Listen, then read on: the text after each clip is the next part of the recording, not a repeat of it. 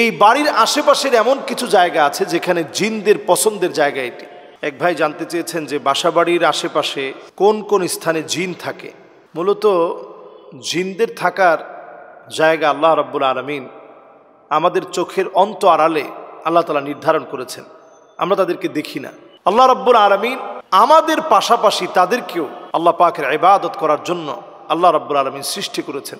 কোরআনুল কারীমে আল্লাহ রাব্বুল আলামিন ইরশাদ করছেন, ওমা খালাকতুল জিন্না ওয়াল ইনসা ইল্লা লিয়াবুদুন। মানুষ আর জিনকে আল্লাহ রাব্বুল আলামিন মানুষের যেভাবে ইবাদত করতে হয়, জিনকেও ইবাদতের জন্যই আল্লাহ রাব্বুল আলামিন সৃষ্টি করেছেন। জিনেরা ফিতনা ফাসাদ করতে করতে জমিনটাকে অতিষ্ঠ করে ফেলেছিল। আল্লাহ রাব্বুল আলামিন মানুষদেরকে পাঠালেন। জিনেরাও আছে, এখন মানুষেরাও আছে। জিনেরা স্বাভাবিকভাবে বালেগ হয় 300 বছর বয়সে। এক একটা জিন হায়াত পায় 2000-2500 বছর পর্যন্ত, এর চেয়ে বেশিও হতে পারে। আল্লাহ রাব্বুল আলামিন তাদেরকে আর আমাদেরকে মা উলজিমা ফিহি কুলফা, শরীয়তের অর্পিত দায়িত্ব সহকারে প্রেরণ করেছেন। তবে এমন কিছু জায়গা রয়েছে যেই জায়গাগুলোতে আপনার আমার অথবা বাড়ির আশেপাশের কোথায় জিন থাকতে পারে। এই বাড়ির আশেপাশের এমন কিছু জায়গা আছে যেখানে জিনদের পছন্দের জায়গা এটি। বিশেষ করে ঘরের ভিতরে প্রথমে যদি আসি, টয়লেটের ভিতরে সবচেয়ে বদ জিন, খারাপ জিন টয়লেটের ভিতরে বসবাস করে। এজন্য যখনই আপনি টয়লেটে যাবেন, ইসলাম আপনাকে দোয়া শিখিয়েছে। কি দোয়া পড়বেন? আল্লাহুম্মা ইন্নী আউযু বিকা মিনাল খুবসি ওয়াল খাবাইস। খবিস যত জিন আছে, খাবাইস খারাপ বদ যত জিন আছে, এগুলো থেকে আল্লাহ আপনার কাছে পানাহ চেয়ে নিচ্ছি। আপনি বাহির থেকে আগে বলবেন বিসমিল্লাহ, শুধু এতটুকুন। আগে বলবেন বিসমিল্লাহ বলে এরপরে আপনি পাটা দিবেন। কোন পা দিবেন? বাম পা দিবেন। বাম পা দিয়ে আল্লাহুম্মা ইন্নী আউযু বিকা মিনাল খুবসি ওয়াল খাবাইস আপনি দোয়াটা পড়ে নেন। সবচেয়ে খারাপ জায়গার জিন, যেখানে সাহাবীকে হত্যা করে ফেলেছে। আপনি চিন্তা করতে পারেন, আমরা সাধারণ মানুষ।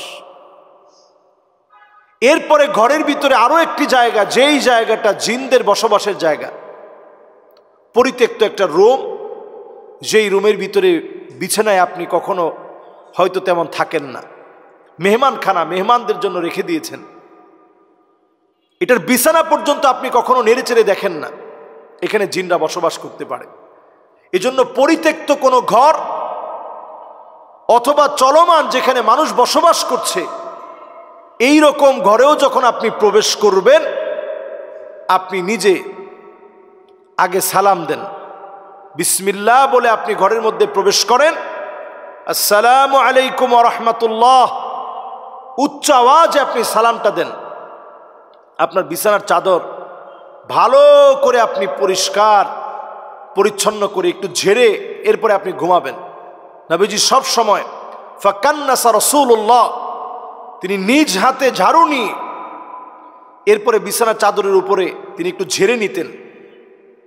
এই জন্য এই ঝেড়ে নেওয়া জিনদের, বিশেষ করে দুষ্ট জিনদের হাত থেকে মুক্তি পেতে এই কাজটা করতে হবে।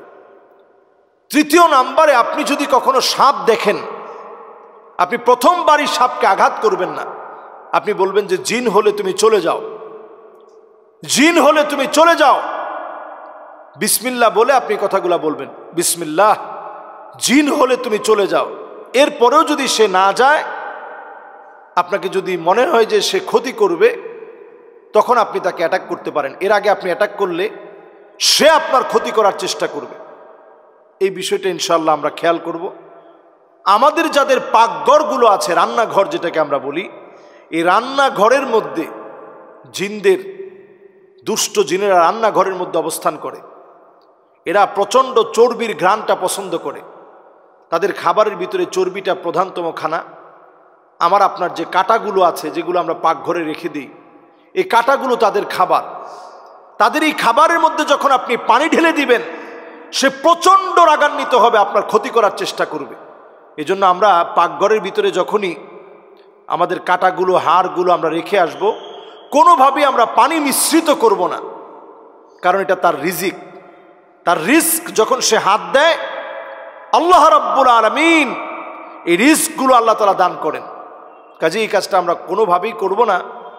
তাদের এই রিস্কের, তাদের এই সম্মানিত রিস্ক, এটা যেন নষ্ট না হয়, এদিকে আমরা খেয়াল রাখবো। সবাই প্রত্যেকে আমরা খেয়াল রাখি, কোনোভাবে যেন তাদের এই রিস্কটা নষ্ট না হয়ে যায়। এজন্য আমরা যখন খানা খাবো, খুব সুন্দরভাবে কাঁটা হাড় চামড়া এগুলো আলাদা করে রেখে দিব। জিনরা খাবে, আপনার কোনো ক্ষতি করবে না। মা বোনরা যেই রুমে ঘুমান, চুল একেবারে এলোমেলো করে আপনারা ছেড়ে রাখবেন না। জিনরা এতে করে আসর করা সহজ হয়। ঘুমাতে যখন আমরা যাচ্ছি, তখন সূরা ইখলাস একবার, ফালাক একবার, নাস একবার পড়েন, আয়াতুল কুরসি পড়েন, দরুদ শরীফ পড়তে থাকেন, আল্লাহুম্মা বিসমিকা আমুতু আহইয়া পড়ে এরপরে ঘুমাতে যান। এইভাবে করে আমরা আমাদের ঘরকে, আমাদের আশেপাশের জিনের কবল থেকে আমরা মুক্তি পেতে পারি।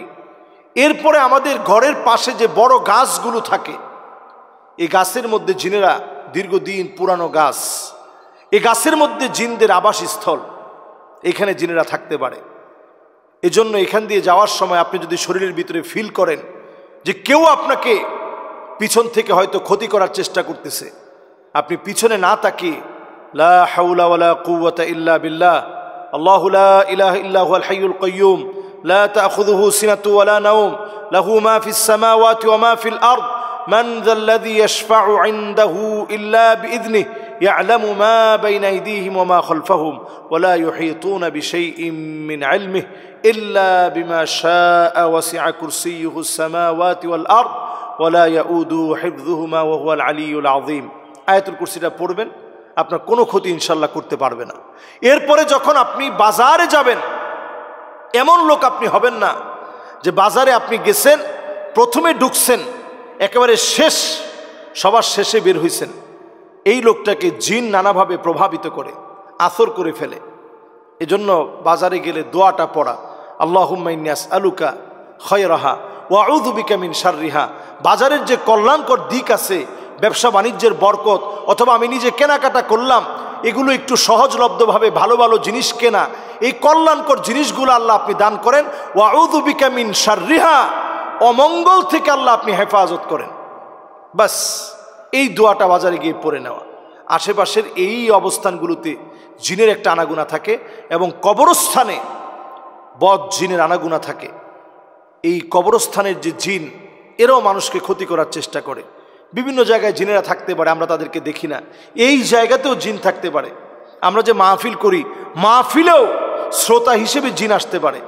রাস্তায় যখন আপনি গাড়ি নিয়ে আসতেছেন, তখন জিন হয়তো আপনাকে ভয় দেখাতে পারে। এই সব অবস্থায় আমরা আয়াতুল কুরসির আমলটা করব। আমরা আল্লাহ রাব্বুল আলামিনের উপরে ভরসা রাখব। অবশ্যই কেউ কোনো ক্ষতি করতে পারবে না। লা খায়রা ইল্লা খায়রু ওয়ালা তিয়ারা ফিল ইসলাম। কোনো কল্যাণ, কোনো অকল্যাণ আল্লাহ ছাড়া কেউ দিতে পারে না, এই বিশ্বাস রাখতে হবে। আল্লাহ আমাদেরকে তৌফিক দান করুক। আসসালামু আলাইকুম ওয়া রাহমাতুল্লাহি ওয়া বারাকাতুহু।